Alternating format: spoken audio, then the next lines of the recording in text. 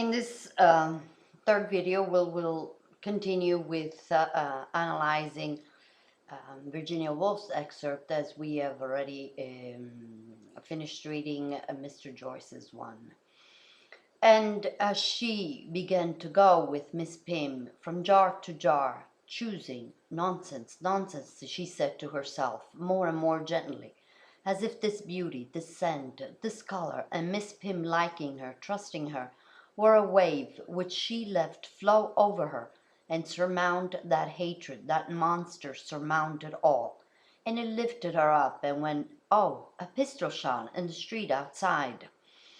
I will stop here for just a second to show how the narration that Virginia Woolf chooses is, yes, traditional, but in the tradition, she brings something new. There's an innovation. We are being described by the narrator what Mrs. Dalloway is thinking as she is also interacting with Miss Pym, and there is a gentle attitude of the narrator towards Mrs. Dalloway. For instance, where it says here that she allowed the situation that she was in and the atmosphere that she was experiencing, so the beauty, the scent, the color, and the fact that Miss Pym is nice to her and showing that she likes her, trusting her, it's like a wave of something positive that washes away all the negative that she has been seething in, that she's been going through in these perhaps in these last times. As a matter of fact, previously she mentioned that in the last year she had changed, looks older, looks more tired.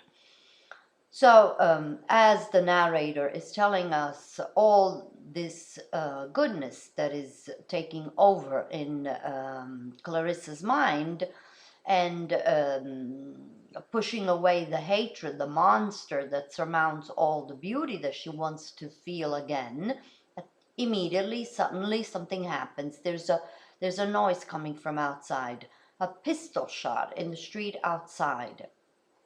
Let's continue.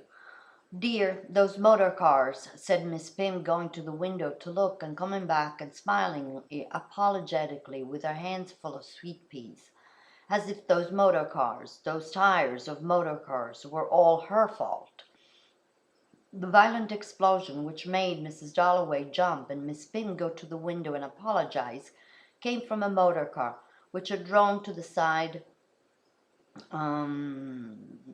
of the pavement precisely opposite Mulberry's shop window. Passers-by, who of course stopped and stared, had just time to see a face of the very greatest importance against the dove-grey upholstery before a male hand drew the blind, and there was nothing to be seen except the square of dove-grey. Yet rumours were at once in circulation from the middle of Bond Street to Oxford Street on one side, to Atkinson's scent shop on the other, passing invisibly, inaudibly, like a cloud, swift, veil-like upon hills, falling indeed with something of a cloud's sudden sobriety and stillness upon faces which a second before had been utterly disorderly. But now mystery had brushed them with her wing. They had heard the voice of authority. The spirit of religion was abroad, with her eyes bandaged tight and her lips gaping wide. Was it the Prince of... But nobody knew whose face had been seen. Was it the Prince of Wales's? The Queen's? The Prime Minister? Whose face was it? Nobody knew. Edgar J. Watkins, with his roll of lead piping around his arm, said audibly, humorously, of course, the Prime Minister's car. Septimus Warren Smith, who found himself unable to pass, heard him. Septimus Warren Smith, aged about 30, pale-faced, beak-nosed, wearing brown shoes and a shabby overcoat, with hazel eyes, which a dead look of apprehension in them, which makes complete strangers apprehensive too. The world had raised its whip. Where will it descend? We we move, or Mrs. Woolf has the reader shift from a scene of tranquility, a scene of pleasantness, where the protagonist is surrounded by these beautiful flowers, and she is surrounded also by these many different perfumes and scents of the various flowers that evoke in our mind images from maybe memories or of pleasant things that come to our mind. And suddenly we are thrown back into the road. A sound, a sharp sound from outside breaks this idyllic moment that Clarissa Dalloway is experiencing, and she's brought back to the real world again. As we move from the inside of the flower shop to the outside of the road again, we are introduced to another character. On the one hand, there's the description of the uproar, of the curiosity that this car has awakened in the people in the street that have heard the noise and that are looking at this beautiful car, not knowing whether, and speculating whether it is the Prince of Wales or the Queen's. And at the same time, the scene moves over to somebody totally different that has no connection with the two other things that we've just been told about in the narration.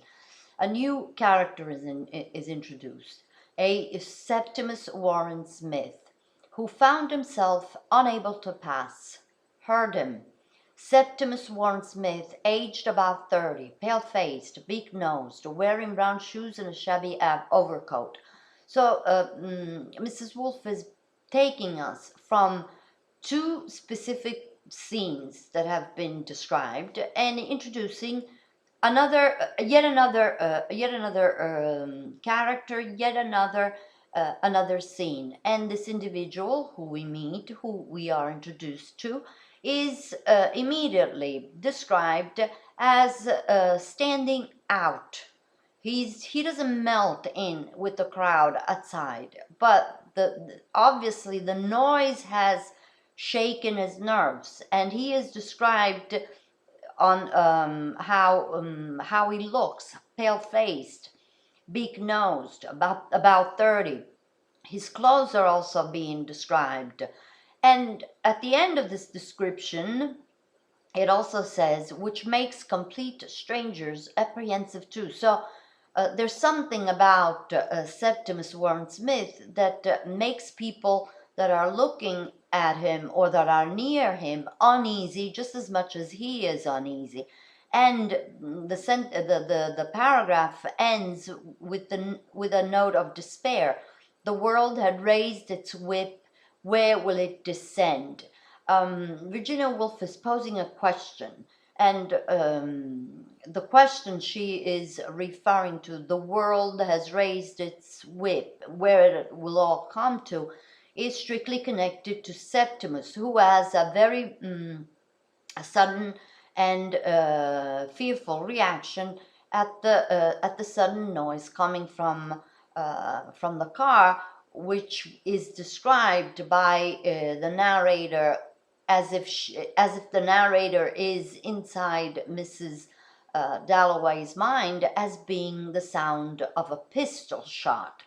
So we can connect, we the readers are asked to connect the two images, the two sceneries described, and what comes to mind obviously is the shell shock syndromes of many soldiers of the First World War experiencing after coming back from the war.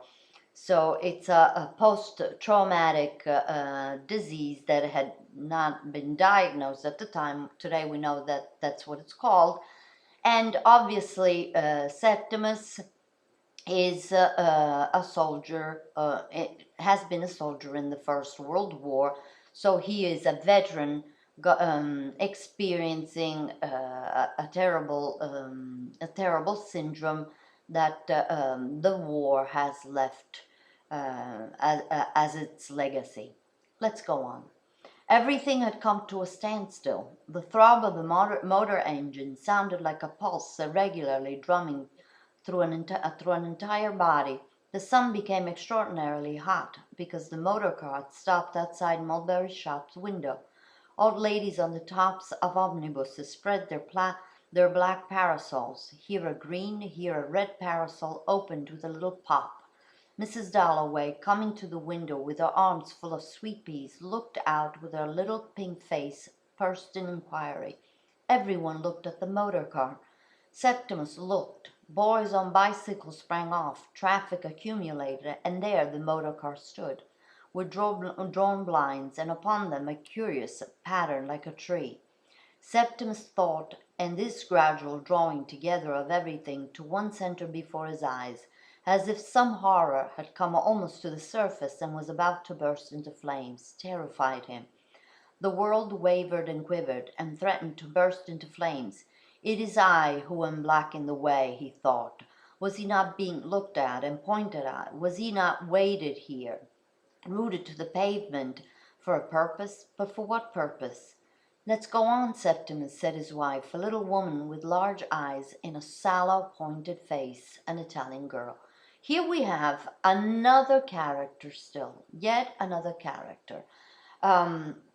Mrs. Dalloway, who is inside the flower shop, and by the noise she has been attracted to the window. She's looking outside, and the writing seems to suggest that she's the only one actually noticing Septimus, and instead Septimus feels that as if he is the center of attention and everyone is looking straight at him, and he feels as if he is actually responsible for blocking the traffic, for stopping the movement of the street. But in fact, everybody's is going on their way.